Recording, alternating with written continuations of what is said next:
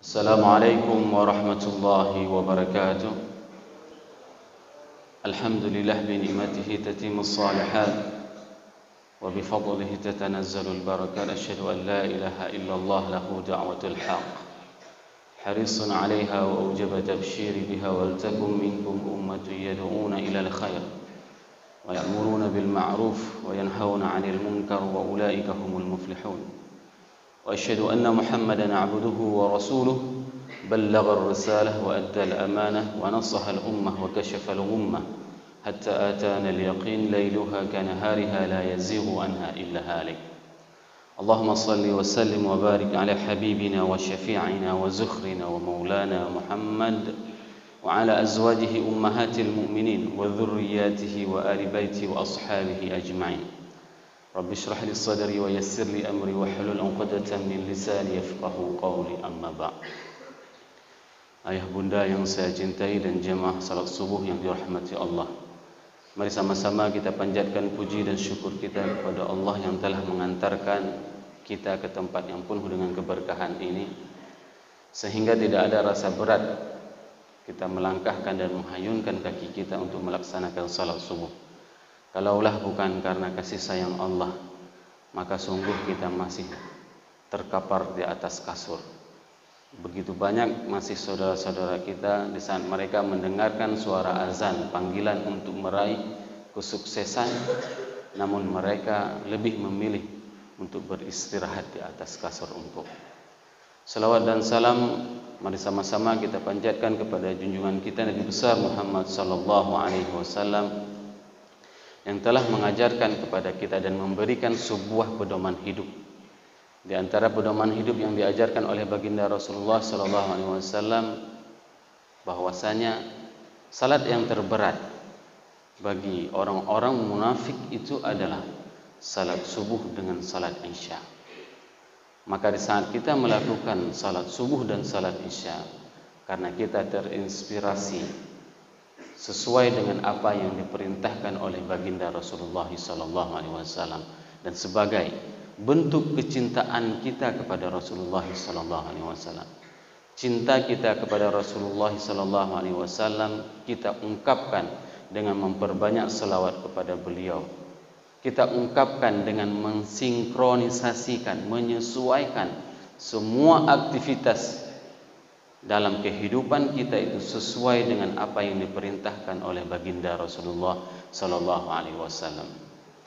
Jemaah yang dirahmati Allah, Al-Quran menceritakan lebih dari 80 ayat yang membahas tentang munafik. Bahkan pada saat Al-Quran membuka di surat Al-Baqarah, Al-Quran hanya mendeskripsikan, menceritakan tentang orang-orang beriman itu dengan 4 ayat, orang-orang kafir itu hanya dengan 2 ayat.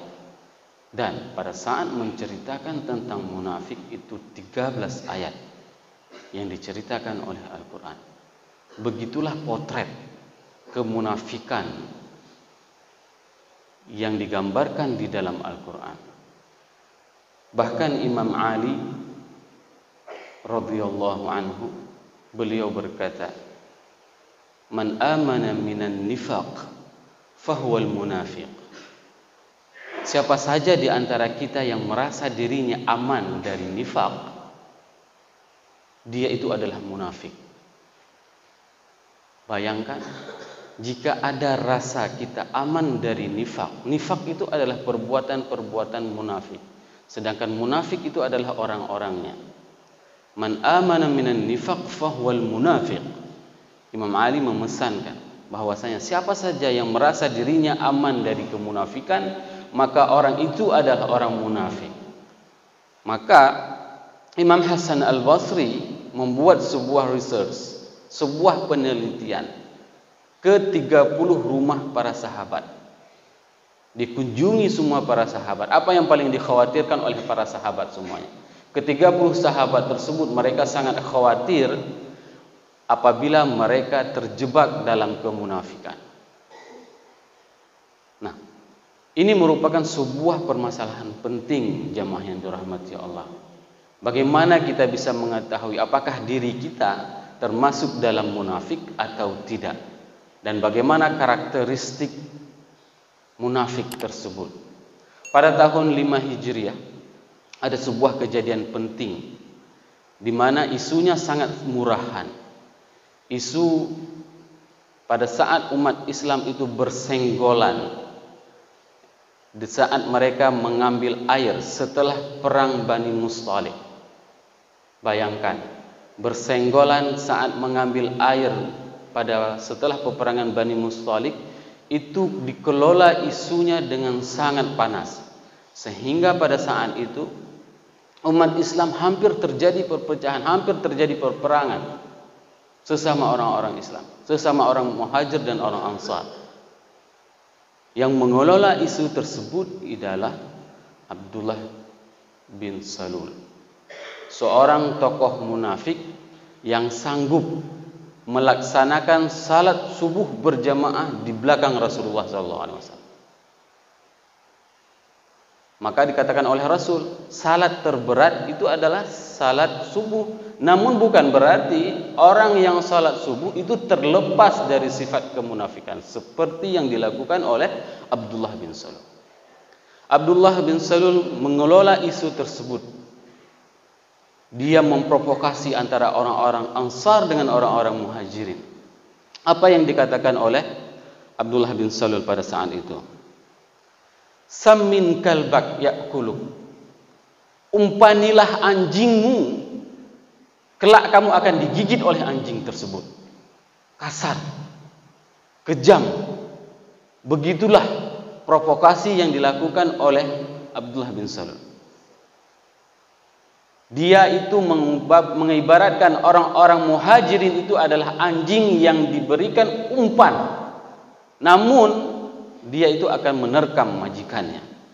Sammin kalbak ya'kuluk. Umpanilah anjing, berilah makan anjingmu, maka dia akan menggigitmu. Pada saat itu salah seorang sahabat Rasul sallallahu alaihi wasallam, Zaid bin Arqam, mendengarkan provokasi tersebut, lalu menceritakan kepada Rasulullah sallallahu alaihi wasallam, "Wahai Rasul, umat Islam itu akan berkelahi dan akan terjadi peperangan." Dan diprovokasi oleh Abdullah bin Salul. Dia menyebutkan sammin kalbat ya'kuluk.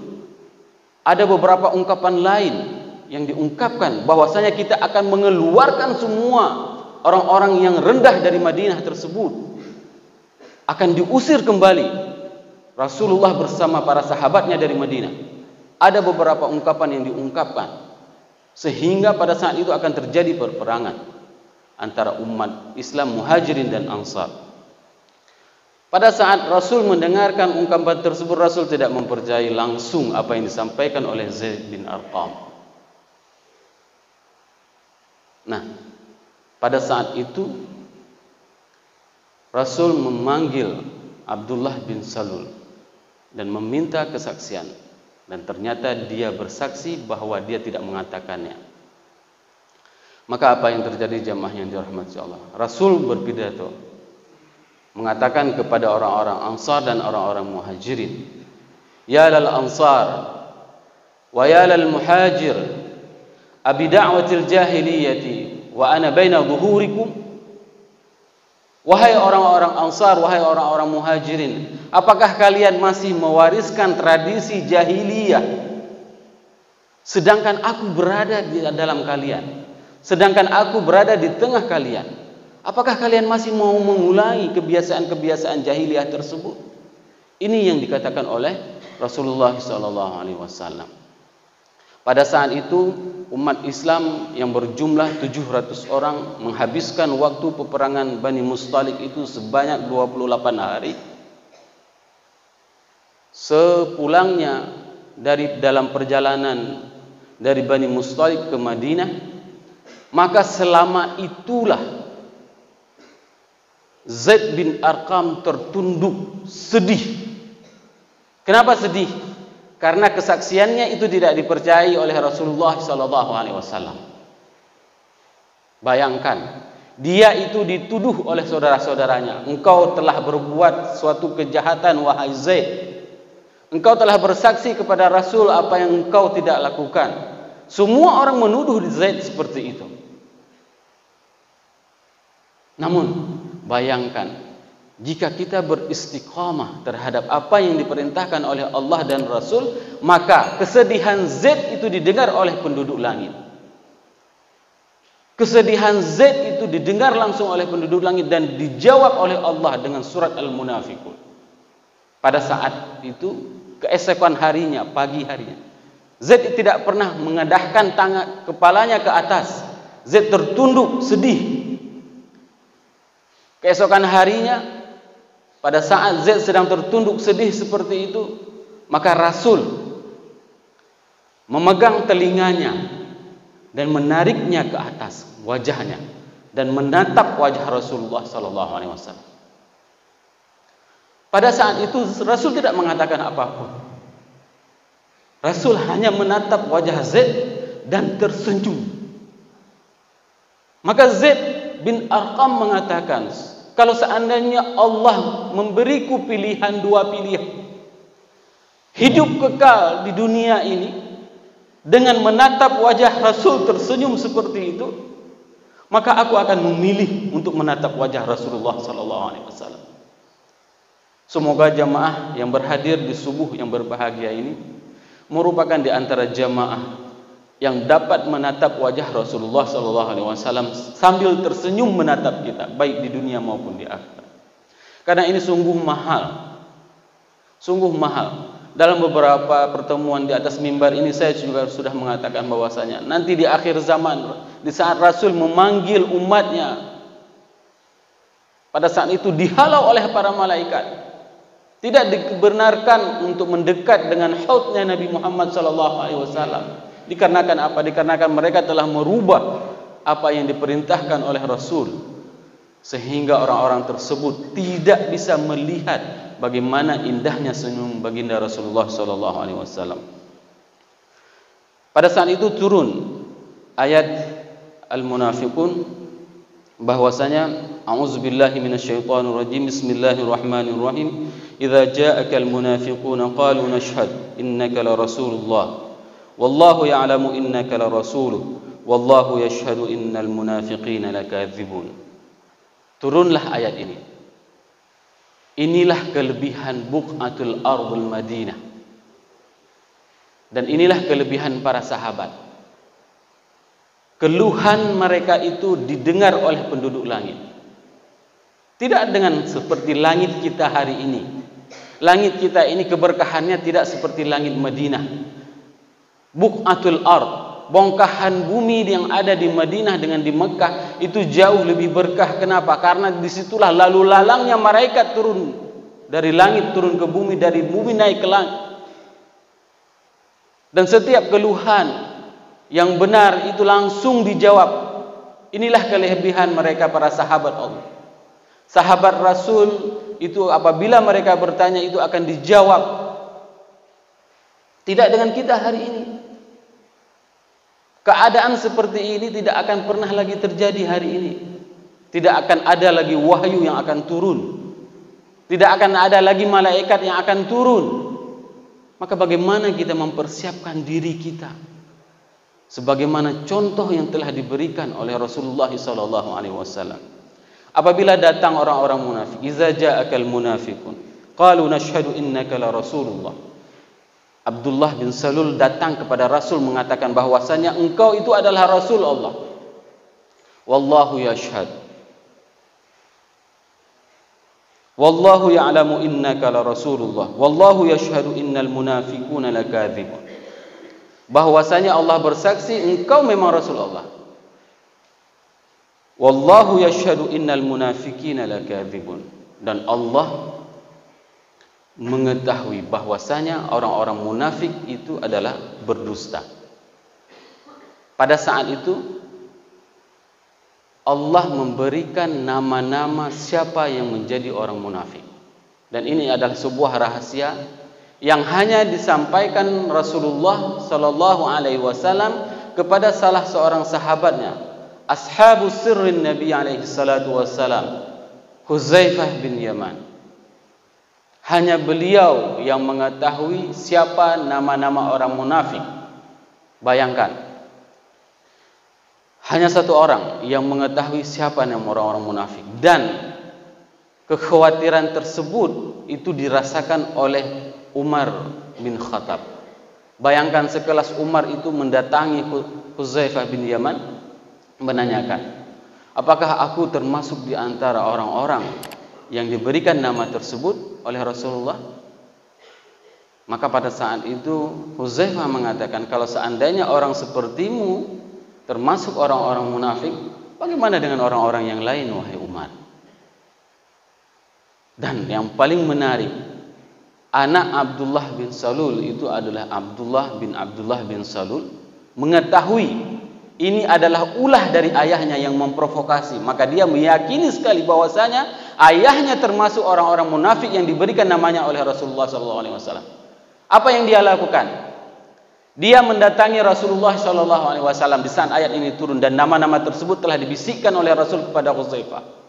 Dia mendatangkan Rasulullah SAW dan mengatakan, wahai Rasulullah SAW, kalau engkau melihat siapa anak yang paling berbakti terhadap orang tuanya di dalam suku, maka aku adalah anak yang paling berbakti kepada orang tuaku. Tidak ada di suku kami itu anak yang paling berbakti kepada orang tua kecuali aku kepada ayahku. Kalau seandainya Allah memerintahkan untuk memenggal leher ayahku, maka berikanlah mandat itu kepadaku, biar aku sendiri yang memenggal kepala leher ayahku. Coba lihat bagaimana keimanan para sahabat. Mereka rela untuk memenggal leher ayahnya kalau seandainya itu diperintahkan oleh Allah. Inilah yang dinamakan dengan kecintaan. Cinta kepada Allah dan cinta kepada Rasul, bahkan melebihi dan bisa mengalahkan cinta mereka terhadap orang tua mereka, cinta mereka terhadap harta mereka. Ini merupakan sebuah pelajaran penting bagi kita semua jemaah yang dirahmati Allah. Bagaimana kita agar tidak terikat dengan sifat yang disampaikan di dalam Al-Quran, yaitu sifat orang-orang munafik.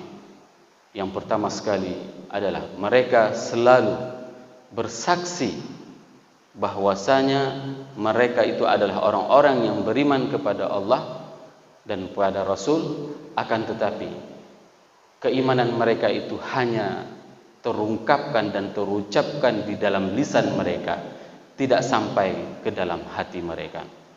InsyaAllah kita akan menyambung dengan ciri-ciri munafik pada ayat-ayat berikutnya. Subhanakallahumma wa bihamdika asyhadu an la ilaha illa anta astaghfiruka wa atubu ilaik.